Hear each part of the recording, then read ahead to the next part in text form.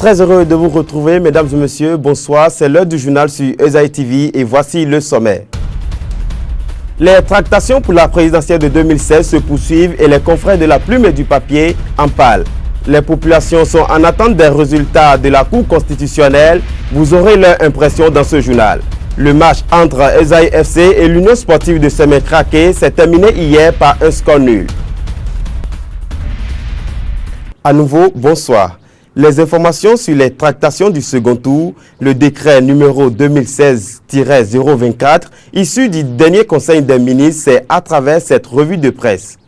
Présidentielle de 2016, les tractations se poursuivent pour le second tour. Patrice Talon commence déjà les négociations et a échangé avec Badamassi, Bignan, Fagbon, Salé et bien d'autres personnes. Et c'est le quotidien Nord-Sud qui nous l'apprend. L'homme d'affaires, dans ses négociations pour le premier tour, aurait promis des sommes et des postes ministériels au groupe religieux de Gbanamé. Les journaux en parlent largement ce jour. Les 4 vérités, le Coopérant, le Télégramme et le quotidien Nasiara reviennent sur le sujet. Les 4 vérités s'interrogent pour savoir si Talon a réellement promis 1 milliard et des ministères à Dagbo. Le potentiel a aussi fait une rétrospection, mais avec Lionel Zinsou. Pour ce quotidien, Boni Yayi est le premier artisan de la contre-performance de Zenli, puisque selon les analyses du potentiel, aucune élection présidentielle n'a déchaîné autant de passion au Bénin. La plupart de ceux qui sont contre Zinsou sont en réalité contre Boni Yayi. Parlant de Boni Yayi, la Nouvelle Tribune trouve que le décret numéro 2016-024 portant un régime indemnitaire applicable aux DC, aux SG et à leurs adjoints est pour vider les caisses de l'État.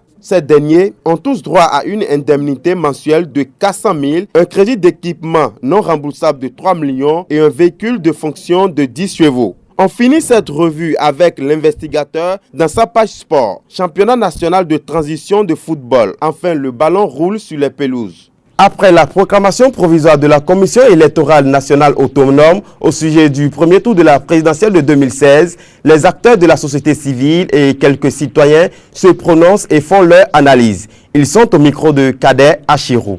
On a suivi la tendance donnée par la Sénat.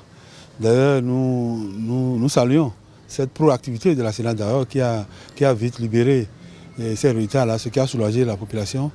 Et nous avons vu que ça a quand même reflété un peu l'expression du peuple. Si vous avez 2 candidats potentiels qui sont des candidats de la rupture, qui ont pu avoir ce score, quand on met les 2 voix ensemble, ça veut dire que le peuple s'est exprimé déjà, le peuple opte a priori pour une rupture. Donc, on ne peut pas reprocher grand-chose à ces résultats dans la mesure où l'organisation a été relativement bien faite par la Sénat.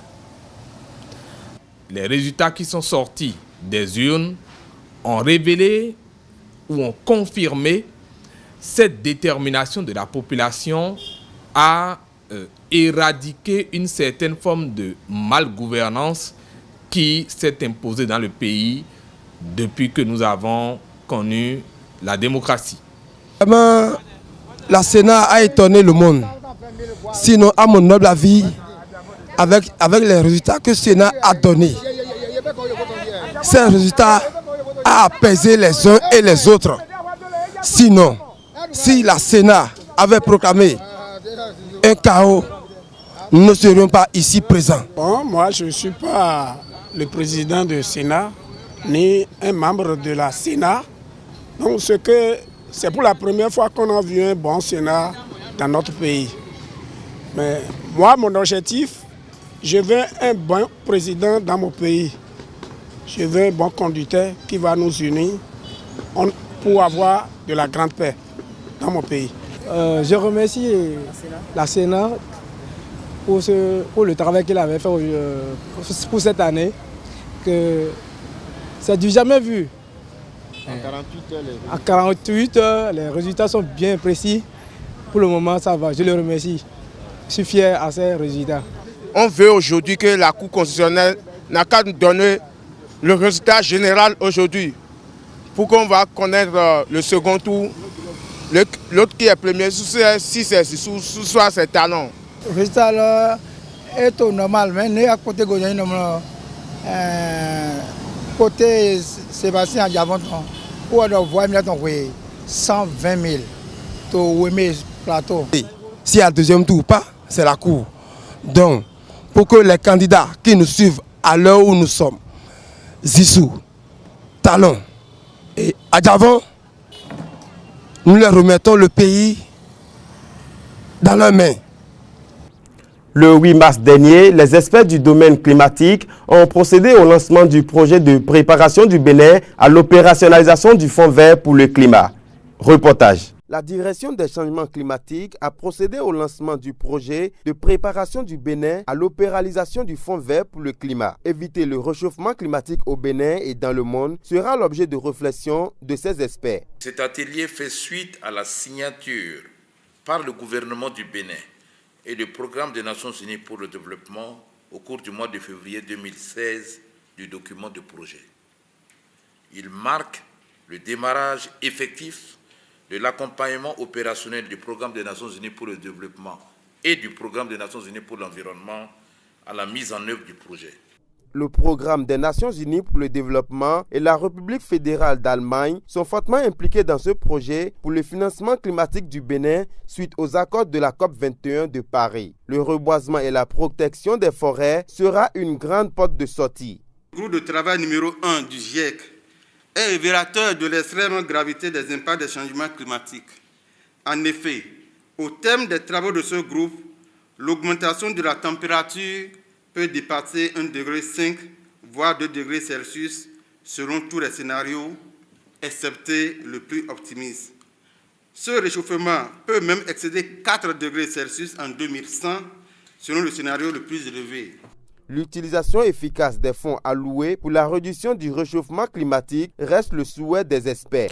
Certains élèves passent leur cursus scolaire à l'internat. À cet effet, la rédaction de Esaïe TV est allée constater le quotidien de quelques internes. Suivez plutôt ce reportage que nous propose Kader Achero. Derrière cette bâtisse se cache un internat, une maison où l'on reçoit des enfants de divers horizons sans distinction de sexe, de race et de religion. Ce rassemblement des enfants en ce lieu a un objectif, venir y passer l'année scolaire. Une nouvelle résidence s'impose à l'élève durant toute l'année académique et ceci pour un meilleur. Une fois à l'internat, la réalité change. Les apprenants sont logés dans des chambres communément appelées dortoirs. Ils y vivent en groupe une aventure sociale qui se déroule sous l'égide du maître d'internat. Ce dernier a pour tâche de suivre et de veiller sur les enfants afin d'assurer leur éducation morale et sociale. Il les accompagne dans toutes leurs sorties externes, y compris à l'école, si celle-ci est en dehors du cadre d'hébergement. À l'internat, un emploi du temps est établi. Un point d'honneur est mis sur les heures d'études. Les études occupent une place de choix dans la vie à l'internat. Le cadre est idéal et propice pour les études peut-être, mais tous les parents n'approuvent pas la chose. Pour certains parents qui se sont prononcés en anonymat, ce brassage des enfants est dangereux. Ils justifient leur avis par le fait qu'aucune enquête préalable n'est faite pour ce qui est du processus de recrutement des internes. Ainsi, la situation sanitaire, psychologique et peut-être spirituelle de l'enfant reste inconnue. Ils ajoutent que l'opinion de répartir les enfants selon le critère de sexe dans les dortoirs pourrait développer des aptitudes d'homosexualité chez les enfants. La vie à l'internat constitue un véritable sacrifice pour les enfants. Ils sont privés de la grâce parentale. Les enfants internés ressortent pour la plupart du temps avec les séquelles de leur cursus d'interné vu qu'ils n'ont pas une enfance ordinaire. Cependant, c'est le sacrifice à faire pour espérer de meilleurs résultats en fin d'année. Le plus grand marché de friperie du Bénin, c'est bien Missebo. Une équipe de Esaïe TV a fait un tour dans ce marché pour prendre l'avis de quelques revendeurs. Suivez ce reportage signé Anifat Boukari. Il existe plusieurs marchés de friperie en République du Bénin, mais celui de Missebo à Cotonou regorge plusieurs ethnies de revendeurs des habits de tout genre. Pour Patrick Christopher, revendeur de friperie à Missebo depuis 5 ans, ce sont les Nigérians qui viennent le plus payer chez lui. C'est les Nigérians qui viennent ici pour acheter dans chez nous. Maintenant, les échanges de l'agence, c'est trop à haut. Les Nigériens, ils ne viennent pas encore. Les Nigériens, ils ne viennent pas encore à cause de l'argent. Les Béninois, ils viennent, mais les Béninois, ils ne viennent pas pour acheter beaucoup. C'est les Nigériens qui viennent, qui vont acheter beaucoup. À cela s'ajoute la variation du coût des habits. Pour Patrick Christopher, le coût varie selon la rapidité d'achat de ces habits. Normalement, on vend habits dans un comme ça, 1000 francs, 700. Maintenant, quand le client ne vient pas encore, l'argent là se diminue. On vend 400, 300. Quant à Sunday Orji, la friperie coûte moins cher que les habits des prêt-à-porter. Les habits qu'on vend ici, là, c'est pas comme ce qu'on vend à la boutique, prêt-à-porter. Ça, c'est à Chota, friperie. Donc, c'était moins cher. Tu peux trouver à une robe à 500, 300. Même, il y a les gens qu'on appelle les BCC, non. Ils viennent ramasser à la fin 50 compte. Pour faire, il fait les BCC en gros. Et il prenait un bagage comme ça, là, un colis à 2500, 3000. Vendre la friperie à Misebo, c'est se faire beaucoup d'argent que de vendre dans une boutique, à en croire Sunday Orji. C'est je vais dire, ça fait de l'argent. Parce que dans les boutiques, tu vas payer les loyers, chambre à partir de 25 000, 50 000. Et les vendeurs de friperies ne peuvent pas trouver cet argent. C'est pourquoi on reste ici. Là, qu'on peut rester dans un hangar. Tu peux même donner à la fin, tu donnes à 1000 francs, 500. Et les gens qui contrôlent l'affaire. Toutefois, ces revendeurs de friperies ne pensent pas quitter Misebo. Ils préfèrent y rester afin d'accroître leur chiffre d'affaires. Esaü FC S Adjobi a fait son entrée hier en Ligue 1 face à l'Union sportive de Sémécraké. Une rencontre qui s'est soldée par un match nul et vierge. Suivez les détails de cette rencontre avec Leandro Kodo. Esaü FC a effectué hier son retour en Ligue 1 avec une nouvelle équipe de jeunes dirigée par Romain Gagné. L'ex Adjobi a reçu l'Union sportive de Sémécraké sur les installations du stade général Mathieu Kérékou. La rencontre s'est soldée sur un score nul et vierge au coup de sifflet final. EFC a gaspillé l'unique opportunité qui leur aurait permis d'engranger ses 3 précieux points sur un pénalty concédé par Douyemé Batoli, le gardien de l'USS Kraké. À la 25e minute, Ademola Sefou Youssouf s'élance mais expédie le ballon au-dessus de la cage de Batoli. Plus aucune occasion franche ne sera relevée jusqu'à la fin du match. On note quelques déchets techniques, un manque d'agressivité, des mauvaises passes et une maladresse de part et d'autre. Quelques carences sûrement dues à l'interruption des compétitions officielles depuis le retrait de l'agrément à la Fédération béninoise de football par le ministère de la Jeunesse, des Sports et des Loisirs l'année dernière. Mesdames et messieurs, c'est la fin de cette édition. Merci de nous avoir suivis. Restez toujours connectés sur notre site www.esaïtv.com pour vous informer.